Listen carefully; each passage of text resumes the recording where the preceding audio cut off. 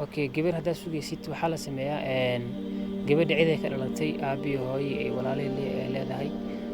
marka haddii aad ka jeclaatay mise aad ka heshay waxaa la sameeyaa gurigeeda la tagaa waa loo tagaa xaafadda la aadaa aabaheeda la bartaa waa cidda la isbaraa waxaa leeyahay anigu qofkaasaan ahay magacaygu waa kaasaa gabadhan ayaan ka helay waa u baahanahay waan rabay mise waxaad samaynaysaa taas waa ciddaad isbaraysaa midda kale waxaa samayn kartaa ciddiina la soo hadlaysaa ciddii markaa la soo hadashid ayaa waxaa samaynaysaa waxaa leedahay gabadhaasaa ka hel aniga gurigaasi deganta waxaa rabaa in gabadhaas la ii doona u baahanahay ma fahanta marka saasaa samaynaysaa oo gabadha waa loo imaanaa cidda waa isbaranaa kadib gabadha waa lagu siinaa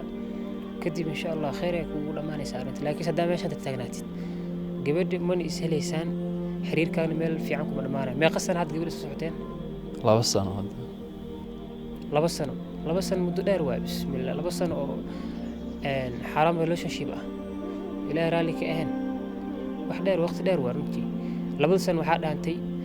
bil aad istaqaanaan iyo bisha labaad oo cidda ka soo doonatid aad cidda isbarataan aad sheekaysataan kadib sida caadiga gabadha ku siiyaan sida caadada ahayd marka diinta islaamka saasay na faraysaa marka walaalo sidaas samee khayr allah ku siiya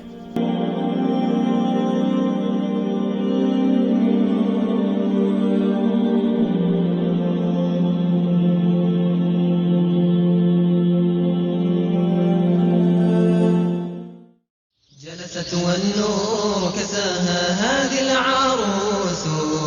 والزوج بحسن انتهى والناس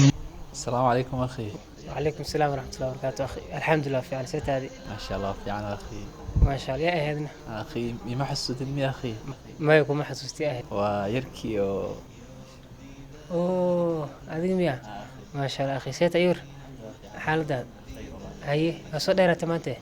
أخي ما شاء الله إسلا دبقة دقنا هاي حاسة أي دقنا أخي بدي أقرص ما شاء الله بارك الله لكم وبارك عليكم وجمع بينكم بالخير إلى هذه البركة إن شاء الله حاسك كبير هاد كور جود وجه كوانا ما شاء الله أخي إلى هذه البركة إن شاء الله بارك الله وياك بارك الله الزوج بحسن انتهى والناس شموس جلست والنور